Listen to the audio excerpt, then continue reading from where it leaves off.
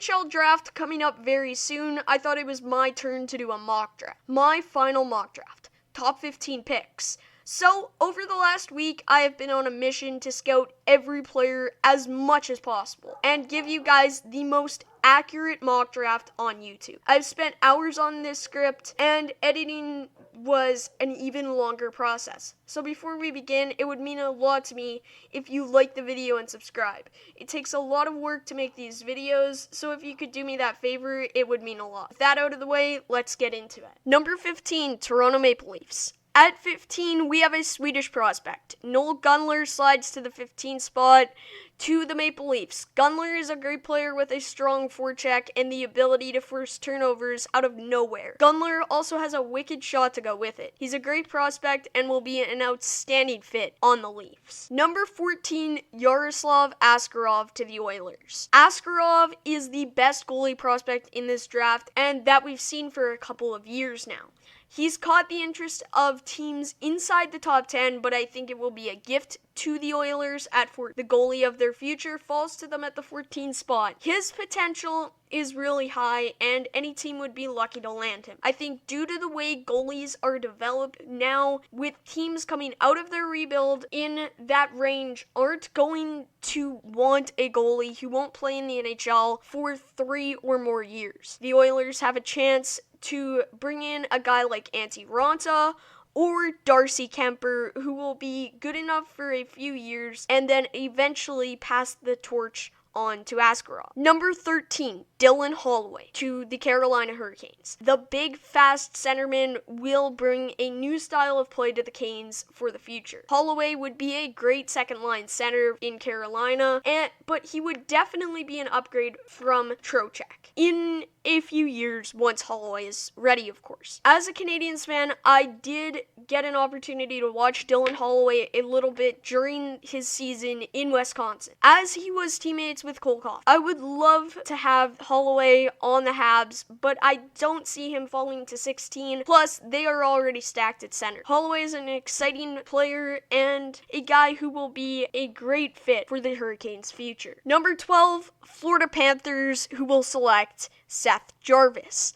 While most people have Jarvis in the 14 to 17 range, I see the Panthers wanting to make a bit of an off-the-board pick selecting Seth Jarvis from the Portland Winterhawks of the WHL. Jarvis is a highly gifted player who has a great hockey sense, and the Panthers could use another right-wing prospect. Jarvis is a playmaker and the kind that is needed in Florida. At 11, I think Nashville Predators will get a talented but not yet ready NHL defenseman in Jake Sanderson. Sanderson is definitely the second best defenseman in the draft behind Jamie Drysdale, and at 11, he'll go with a team who has some aging defensemen such as Matthias Ekholm, while the Preds do still have Roman Josi, who is in his prime just now. I think Sanderson is the right pick. He's a decent skater, and he will be coming out of the U.S. development program, which last year produced a ton of great prospects. He'll be a great fit in Smashville. Number 10,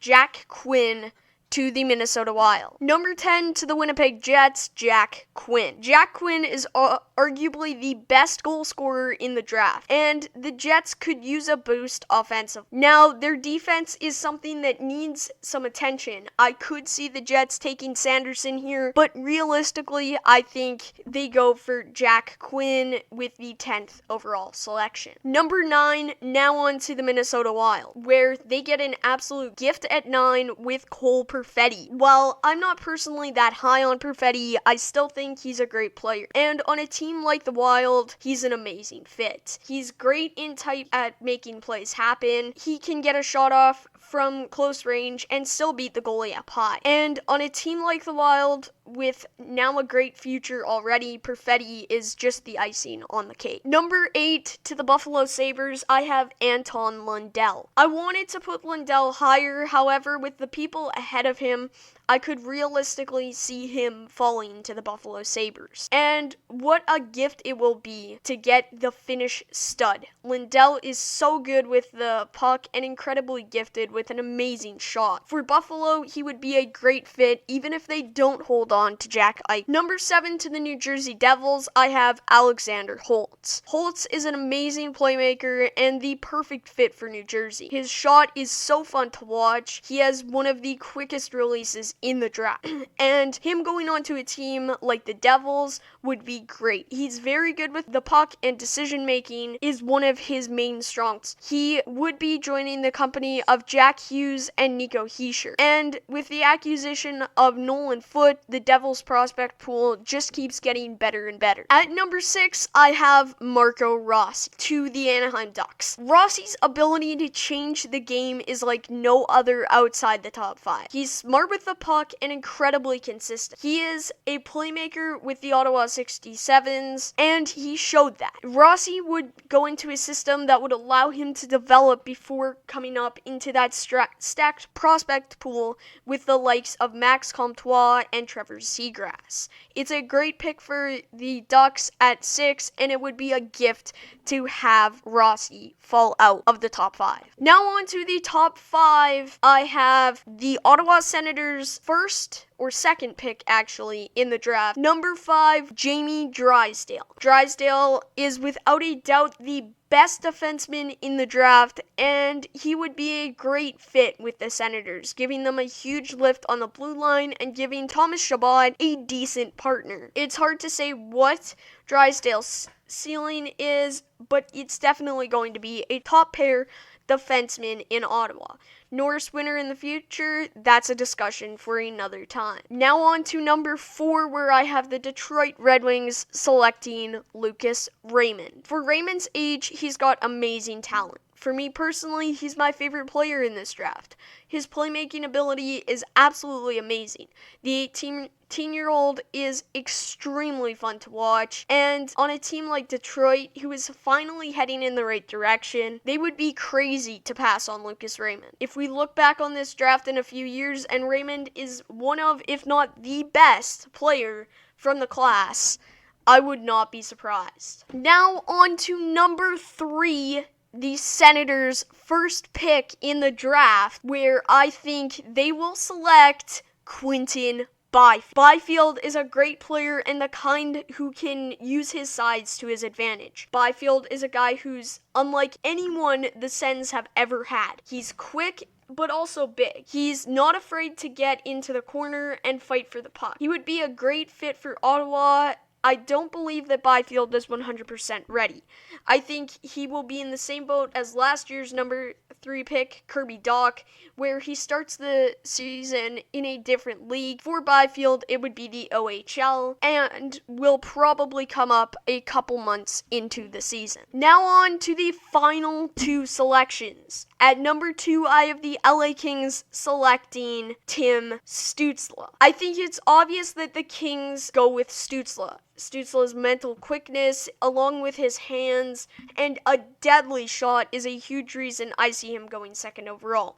Stuetzle is the better player than Byfield, and I don't see the Kings taking Byfield over Tim Stuetzle. The Kings are stacked at center, and with Stuetzle being able to play on the wing, it would be a better fit in LA. Stuetzle is the type of player who can make a nothing play into a goal in an instant. He's crafty and extremely smart with the puck. That's why I think he's the obvious number 2 choice. And now on to number 1. Number 1, the New York Rangers. Not even a debate that Alexis Lafreniere will be the first pick. I discussed this and more details on his fit with the Rangers in the video that's in your top corner of the screen right now. Go check that out once you're done this video. As for Lafreniere, he will be the clear-cut choice number 1. For over a year, he has been expected to go in that spot. And his play is absolutely like no other we've seen in a really long time. A generational talent, which is something we haven't really said since, well, Connor McDavid. Lafreniere will be an NHL superstar, and there's no doubt about it. Thanks for watching, everyone. Again, I put a lot of effort into this video, and if you enjoy it, the way to show support is to like the video and subscribe, join the herd, and leave a comment on if you agree with my picks. Can't wait for the draft. I'll see you guys all next time. Goodbye.